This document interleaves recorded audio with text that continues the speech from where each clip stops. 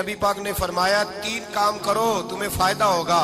حضرت عبدالرحمن ابن عوف فرماتے ہیں میں نے اس کا تجربہ کیا اس حدیث کا, اور آپ فرمایا کرتے تھے مجھے اللہ کی عزت کی قسم جو میرے نبی نے کہا حق اور سچی کہا ہے, حق اور سچ کا.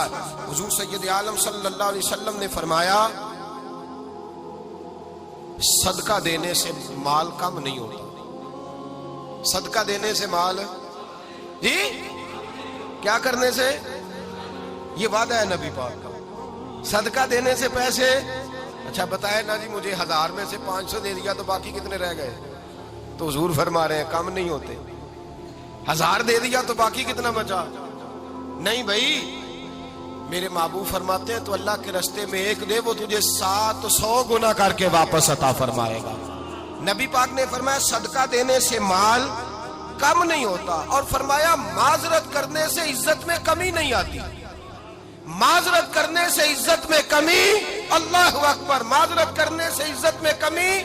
اور حد کر دی میرے حبیب نے, فرمایا تو رب کی رضا کے لیے عاجزی کر, تیرے نبی کا وعدہ ہے اللہ تجھے عزت عطا فرما دے گا.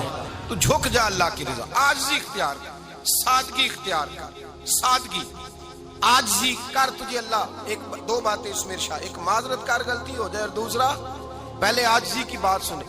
حضرت عمر بن عبدالعزیز بادشاہ تھے, سوئے ہوئے تھے, غلام بھی پاس آرام کر رہا تھا, مہمان بھی آئے تھے. غلام کی ڈیوٹی تھی ہر وقت حضرت کے پاس رہنا. اب سوئے ہوئے دیر ہو گئی, غلام بیچارہ تھوڑا تھوڑا اونگ آتے آتے سو گیا. حضرت چراغ روشن تھا, کچھ لکھ رہے تھے, مہمان بیٹھا تھا, خادم سو گیا. اب چراغ نہ آہستہ آہستہ گل ہو گیا, بجھ گیا. حضرت اٹھے, بوڑھے آدمی تھے, چراغ صحیح کرنے. مہمان کہنے لگے حضور میں نہ کر دوں, میں نہ کر دوں. کہنے لگے نہیں تم مہمان ہو, مہمان سے خدمت نہیں لی جاتی. تو اس نے کہا غلام کو جگائیے. فرمانے لگے ابھی تو بیچارہ سویا ہے اور نیند سے بیدار کر دوں. خود گئے, اس میں تیل دوبارہ ڈالا, بتی ٹھیک کی, جلائی, واپس آ گئے. وہ مہمان, اب بادشاہ کا مہمان بھی تو کوئی بادشاہ ہی ہوگا نا. کہنے لگا حضور آپ اپنے کام خود کرتے ہیں, کیا لفظ ہے, کیا حسن ہے, اور 2 جملوں میں کیا تاثیر ہے. آپ فرمانے لگے ہاں میں اپنے کام خود کرتا ہوں. جب میں گیا تھا تب بھی عمر بن عبدالعزیز ہی تھا, اور جب چراغ صحیح کر کے واپس آیا ہوں تو پھر بھی عمر بن عبدالعزیز ہی ہوں. میرے اندر کوئی تبدیلی آئی, میں وہی ہوں جو گیا تھا. حضرت سیدنا فاروق اعظم رضی اللہ تعالیٰ عنہ فرماتے میں بیٹھا تھا, اور ابھی 3 دن ہوئے تھے نبی پاک صلی اللہ علیہ وسلم کے وصال ظاہری کو. میں بیٹھا ہوا تھا, 2-3 بچیاں آ گئی, اور حضرت ابو بکر صدیق رضی اللہ تعالیٰ عنہ کے سامنے آ کے بیٹھ کے رونے لگی. جناب صدیق اکبر رضی اللہ تعالیٰ عنہ کا بچیوں روتی کیوں ہو؟ تو کہنے لگے آپ خلیفہ بن گئے ہیں. جب سے ہمارے ابا کا انتقال ہوا تھا ہمارا ذریعہ معاش یہ تھا کہ ہم نے بکریاں رکھی ہوئی تھی.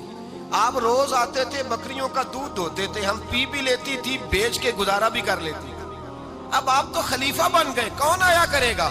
تو حضرت ابو بکر صدیق فرمانے لگے تمہیں پتہ ہے جو خلیفہ ہوتا ہے وہ تو خادم ہوتا ہے قوم کا, میں آیا کروں گا. حضرت ابو بکر صدیق روزانہ اٹھتے عصر کے بعد اور جاتے, خلیفہ ہونے کے باوجود ان بچیوں کی بکریوں کو پکڑتے, دودھ دھوتے, ان کے گھر میں دے کے آتے. حضرت فاروق اعظم جب بھی دیکھتے تو کہتے ابو بکر تو پیچھے آنے والوں کے لیے رستہ بڑا مشکل کر رہا ہے, بڑا مشکل کر رہا ہے. جگر راہ وفا میں نقش ایسے چھوڑ آیا ہوں, میں جس منزل سے گزرا ہوں وہ اب تک یاد کرتی ہے.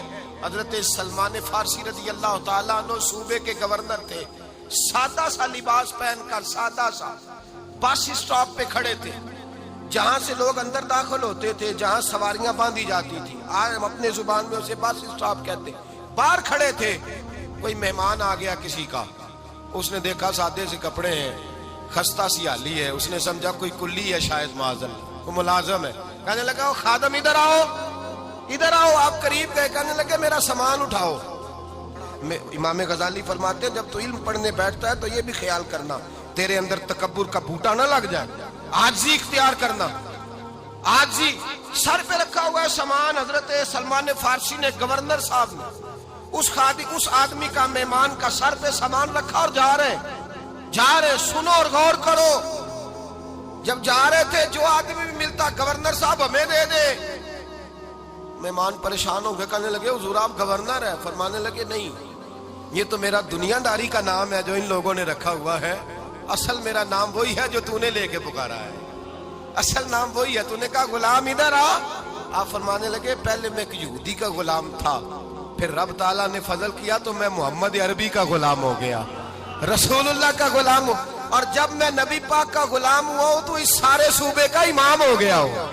تو اصل تو میں غلام ہی ہوا نا. دوسرا میرے نبی پاک صلی اللہ علیہ وسلم نے ایک تو عاجزی سے عزت ملتی ہے، تکبر سے عزت. وہ جو بندہ جھجکتا ہے نا تیرے نیڑے جانے سے، تو کہتا ہے میری بڑی عزت کرتا ہے، وہ عزت نہیں کرتا. شیر کی عزت ہوتی ہے کہ خوف ہوتا ہے؟ بولے نا تو نہیں نہ ڈر لگتا. شیر کا کیا ہوتا ہے؟ خوف. اس کی عزت نہیں ہوتی. تو درندہ ہے، درندوں کی بھی کبھی عزت ہوتی ہے. تو جو آدمی ڈنڈے کے زور پر لٹکا کے ڈنڈا اور وہ لوگوں سے عزت کرا رہا، تو بھائی یہ تیری عزت نہیں ہے، تیرا خوف ہے. عزت عاجزی میں ہے، انکساری میں ہے. اور دوسرا میرے نبی پاک صلی اللہ علیہ وسلم نے فرمایا عزت معاف کرنے میں ہے. عزت کس چیز میں ہے؟ بدلہ لینے میں عزت. یہ حقائق ہے. عزت بدلہ لینے، جس نے ایک تھپڑ کے جواب میں 2 مارے وہ باعزت نہیں، بلکہ مسند امام احمد بن حنبل پڑھی، حضرت موسیٰ علیہ السلام کوہ طور پہ کھڑے.